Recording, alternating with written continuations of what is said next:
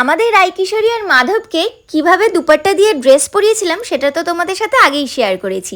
আর এবার বিনুনিটার মধ্যে কিভাবে ছোট্ট ছোট্ট ফুল দিয়ে সাজাচ্ছি সেটা বলছি।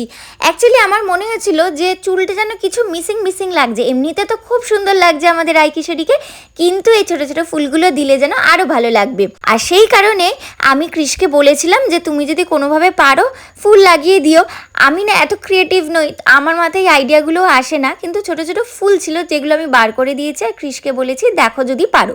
আর কৃষ এসব বুদ্ধি বেশ ভালো কাজে লাগাতে পারে, সেই জন্য তার দিয়ে জড়িয়ে জড়িয়ে ছোটো ছোটো ফুলগুলোকে লম্বাভাবে পিন দিয়ে লাগিয়ে দিচ্ছিল। অ্যাকচুয়ালি এই ফুলগুলো না পিছনে একটা করে লম্বা পিন মতো থাকে যেটা দিয়ে আটকে দিলেই হয়ে যায়, কিন্তু আমাদের কাছে যেহেতু ওরকম জিনিস ছিল না সেই কারণে আমরা এই ছোটো ফুলগুলোই ইউজ করেছি। আর এখানে মাল্টি কালার্সেরও ফুল আছে আর সাথে এরকম রেড কালারেরও ফুল ছিল, সেগুলো দিয়েই ছোট্ট ছোট্ট তার দিয়ে জড়িয়ে এই যে আর একবার দেখিয়ে দিচ্ছি, এইভাবে ঘুরিয়ে ঘুরিয়ে আটকে দিচ্ছিল।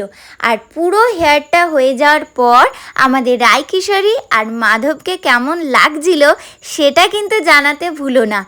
আমি তো যখনই দেখি তখনই মনে হয় আমার 24 ঘন্টা কম পড়ে যাবে, এত সুন্দর ওনারা।